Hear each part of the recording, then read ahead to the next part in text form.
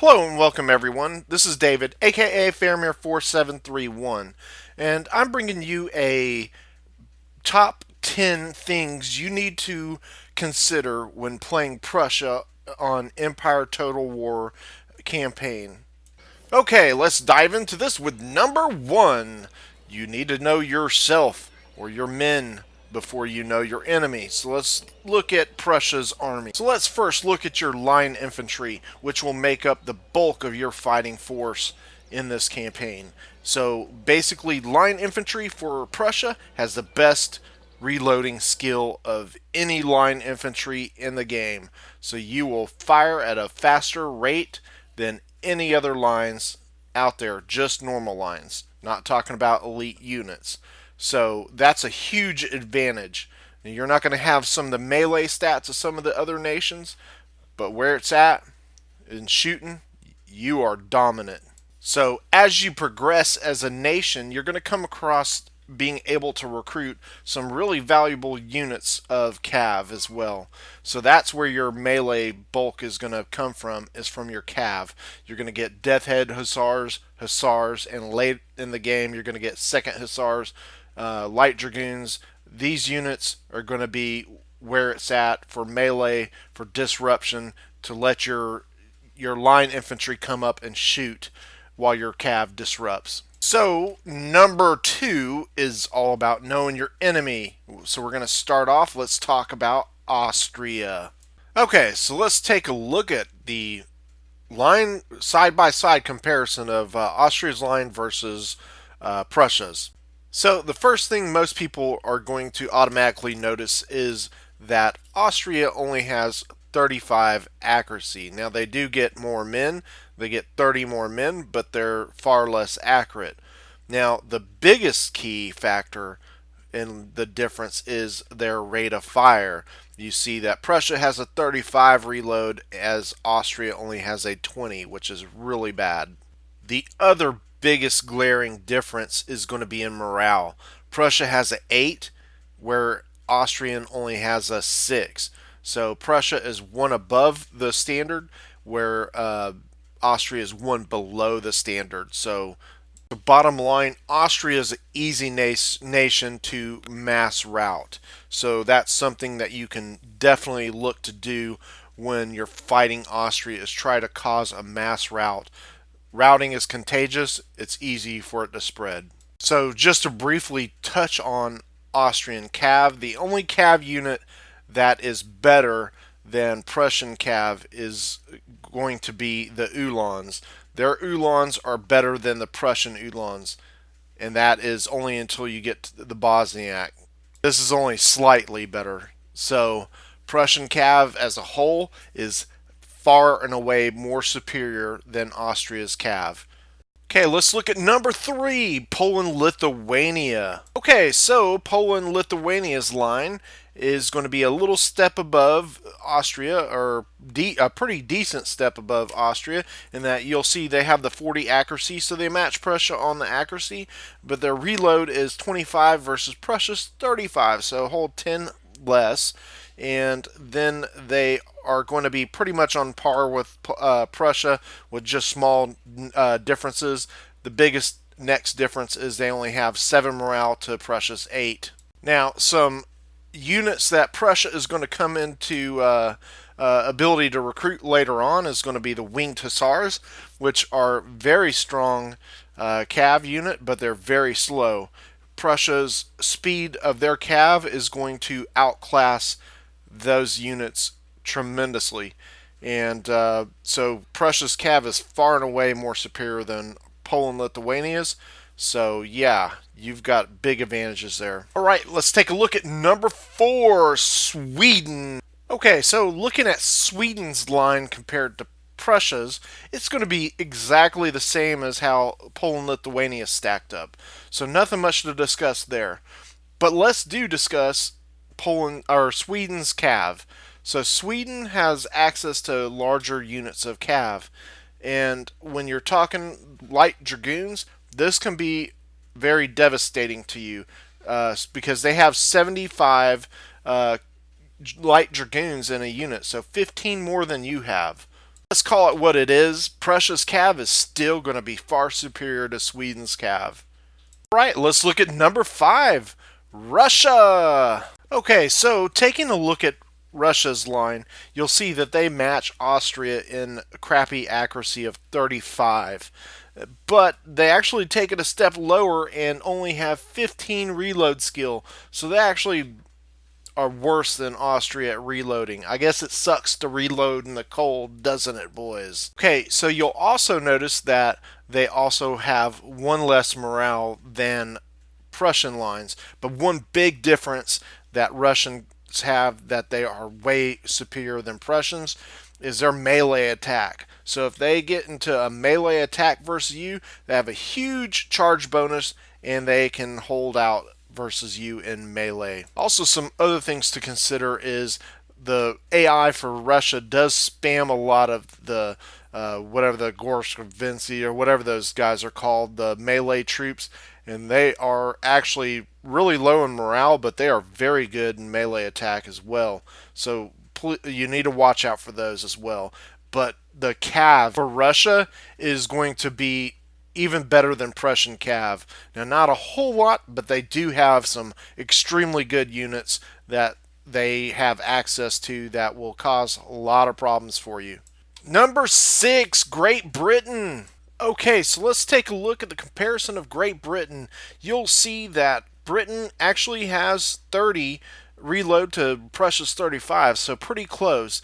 They both have 8 morale. The difference is going to be that actually Britain has better melee defense and slightly less on the melee charge bonus. Now, if we're talking light infantry, Britain might have a little bit of advantage with their light infantry, although the Prussian Freikorps are definitely not to be trifled with, as they might actually tip the balance in Prussia's favor. But when they British gets to the Ferguson rifles, they're the best in the game.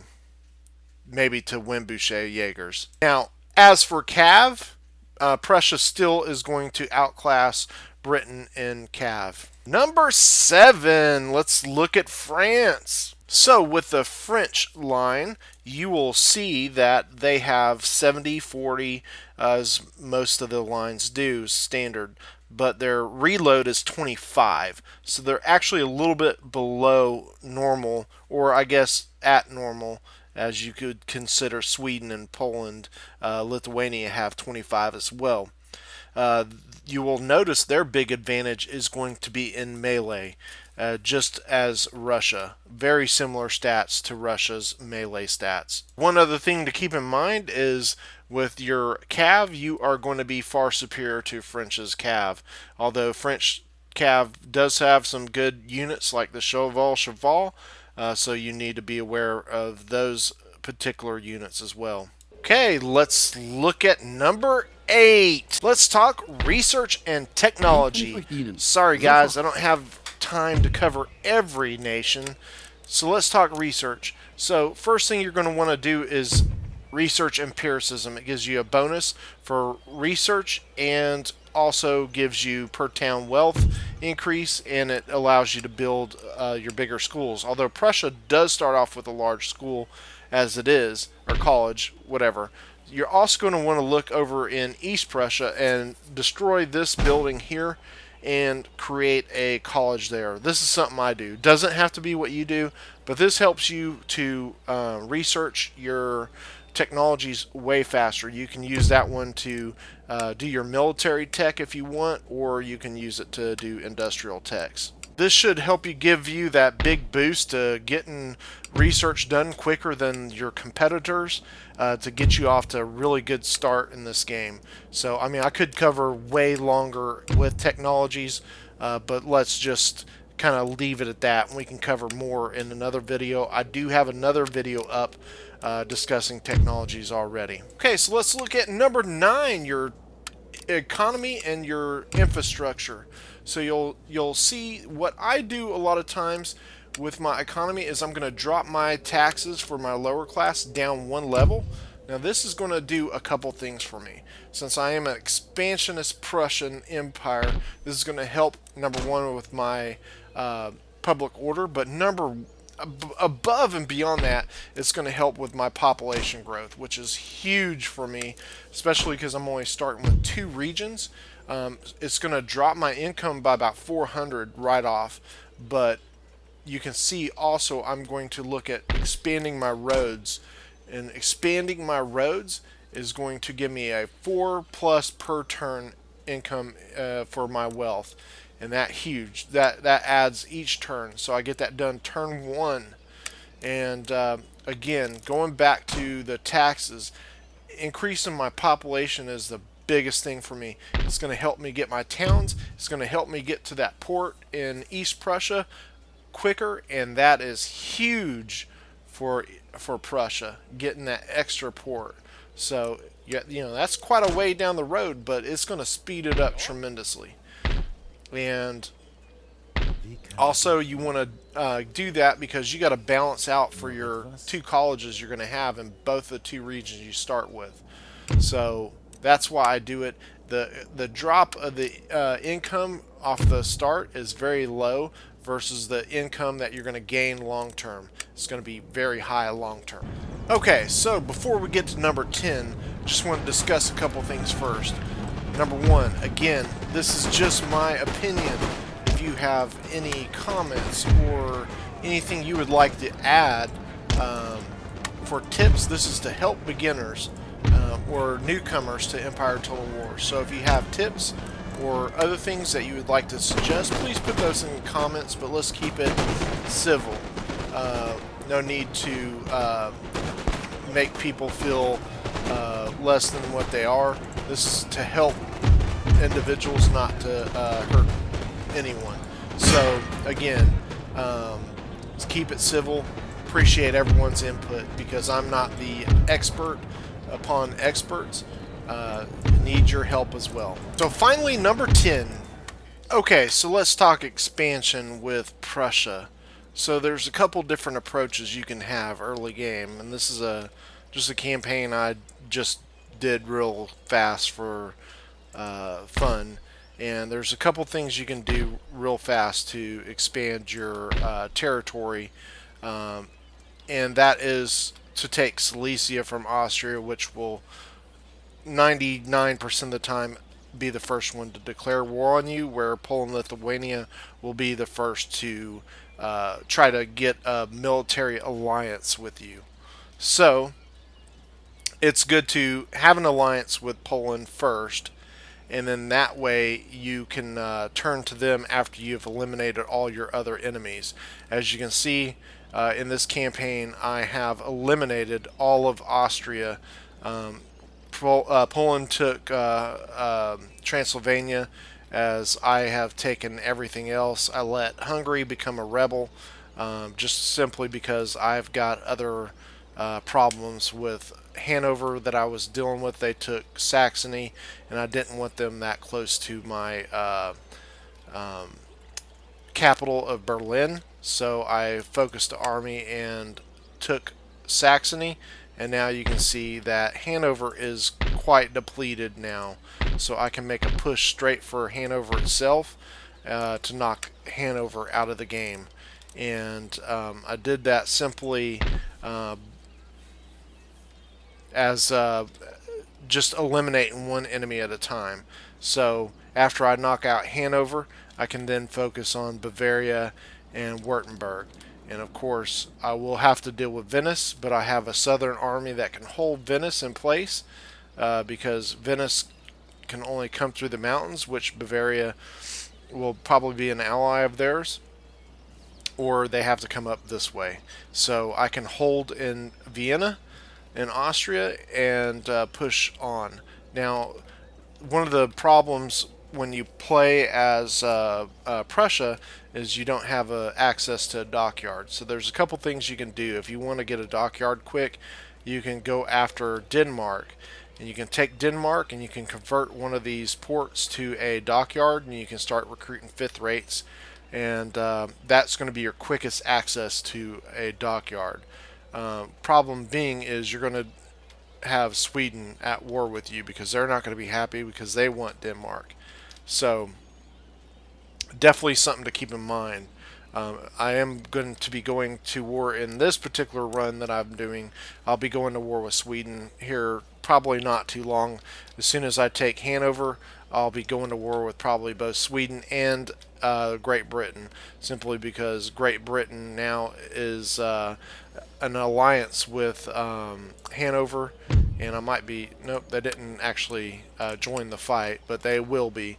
They're going to be probably sailing a fleet over here to land in East Prussia, or to come straight for Berlin. So I'll be watching for a fleet of British sailors with some men coming for my capital. So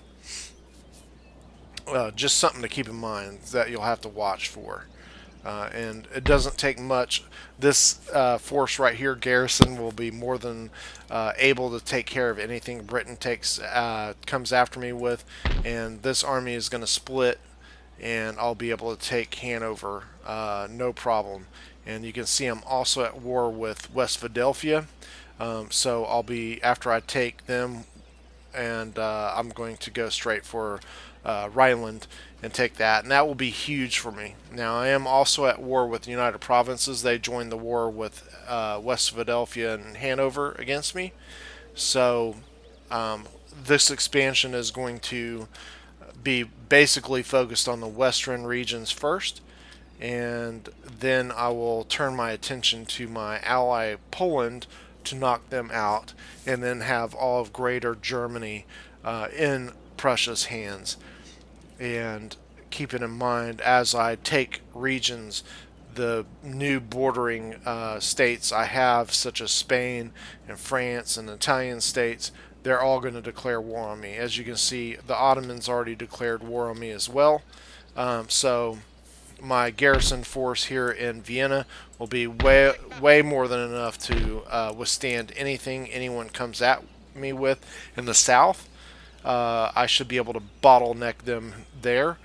So I can actually pull some of these forces from Vienna, and I probably will do that. I'll just recruit some artillery and keep some artillery there, and a couple of line units, maybe 3 or 4, and that will be more than enough to keep anyone that comes at me at bay, so I can push on whoever I need to push on. So this is just some of the things that you'll have to keep in mind. A lot of scenarios can go a lot of different ways, but I usually like to ally with Poland, Lithuania early and knock out the West, and then go and take all of Italy, and then I will focus on Poland, Lithuania, and then obviously you'll be at war with Russia as well. So just some mindsets to be in on expansion. So yeah, that's about it, everyone. Thanks again. Please don't forget to comment, like, and subscribe. We'll see you on the next one.